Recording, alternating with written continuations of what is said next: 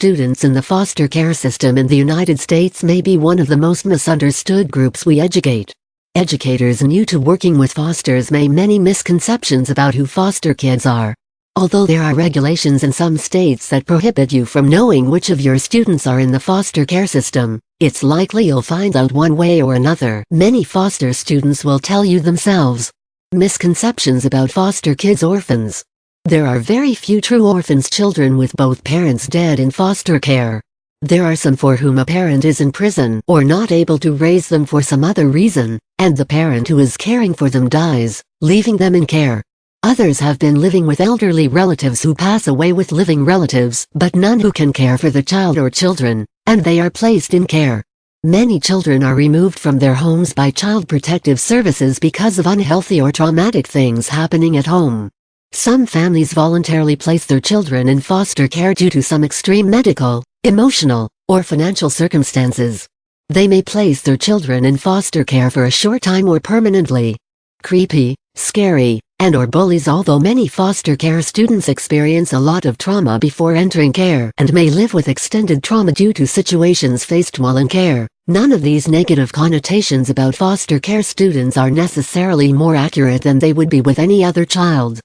There are some things in media, movies, books, video games that associate foster kids, as well as orphans, with things that are creepy or scary. This has really hurt the chances many foster students have when it comes to having the opportunity to be themselves in the public school setting. It's unfair to project these ideas onto students.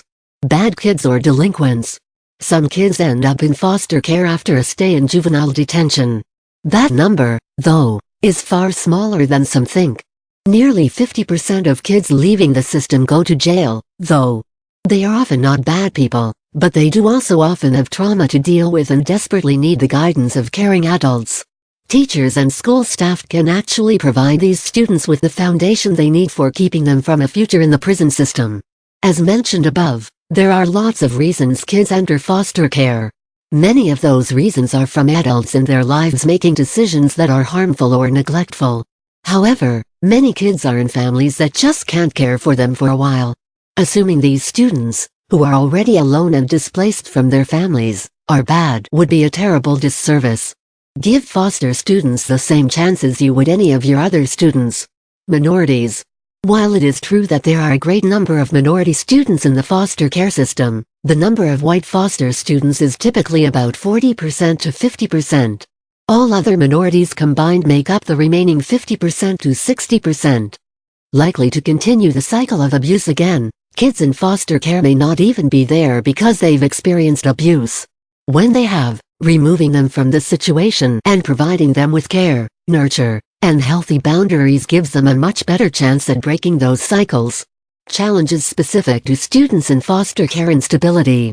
Depending on the type of care they are receiving and why, some foster care students stay in a home for as little as a few days and as long as years. There are several types of foster situations. Placements with relatives. Placement in homes with non-relatives, group homes or institutions. The goal of nearly all foster care situations is to reunite the family after providing them with the help and services they need to be a successful family unit.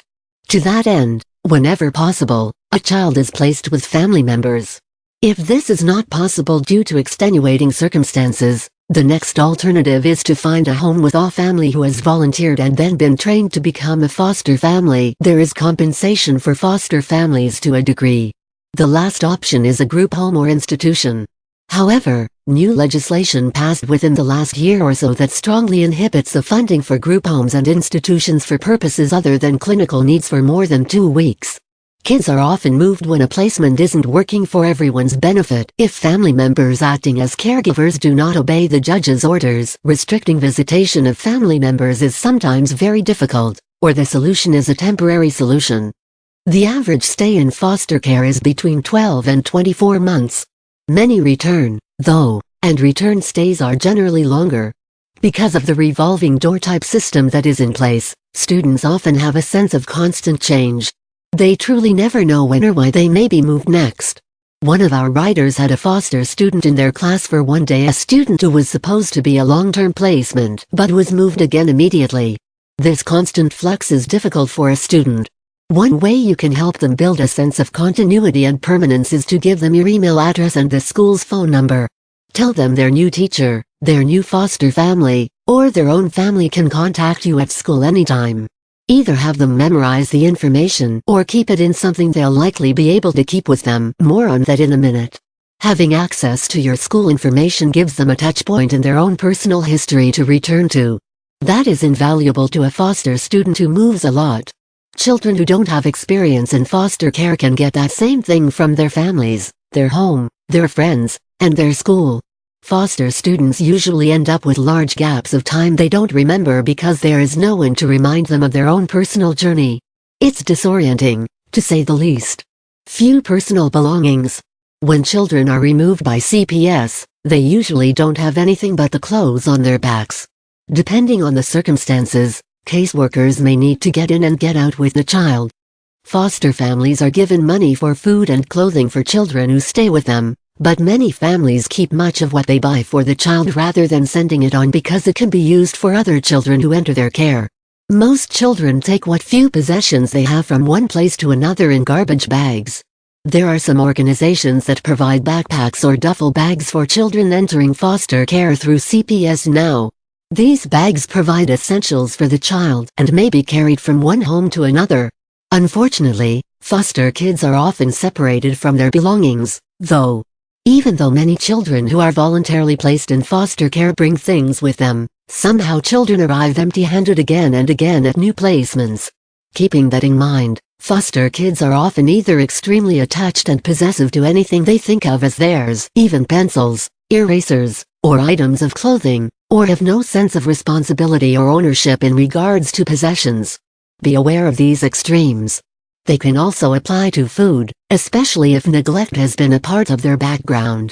They may get into fights over food if they have known extreme hunger, or they may give their food away in attempts to take care of the other children and adults around them.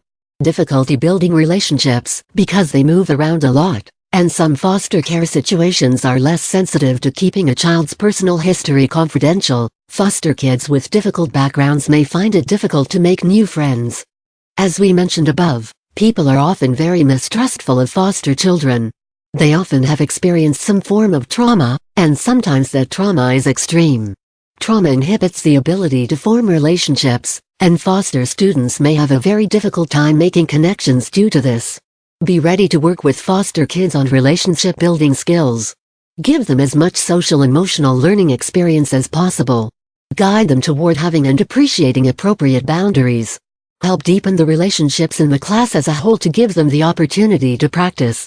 Be aware that they could be removed at any time, but may stay the whole year.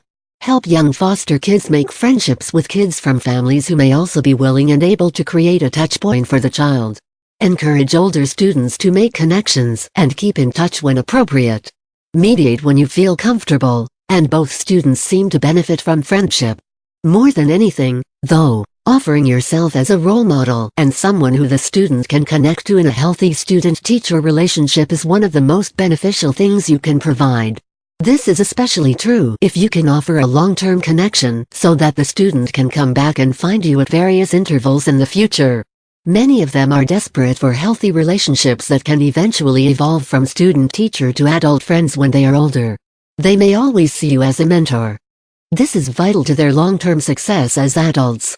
Students who become adults while in foster care are very vulnerable to loneliness, bouts of mental illness, dropping out or not pursuing higher education, becoming homeless, and seeing jail time. A great portion of the cause of these challenges is because they are alone in the world. Although the foster care system is changing to assist students as they transition out, they are often lacking any deep parental connection, which can set them adrift without an anchor in their early adulthood. Just having someone there to act as a reminder, a lighthouse, can give them the opportunity to keep themselves from crashing. Medications. A large portion of the foster care population is on medication for things like ADD, ADHD, or other mental or emotional challenges. There are also quite a few students in foster care because their families are unable to afford their medical treatments. This is the case for many children who are severely disabled and in foster care. With medications for the general education student, However, foster families are likely to need support in keeping medications regulated and at proper dosages. Because students may be seeing a variety of doctors and experiencing dosage changes for many medications according to weight, which can shift frequently as a child grows, having school personnel assist in monitoring is helpful. This shouldn't mean you will assist in administering medications, although the school nurse may be involved, but you may need to keep careful track of behaviors that could indicate the student may need a medication change. Acting out physically, verbal outbursts, or falling asleep frequently may mean they are not receiving the correct dosage of one medication or another.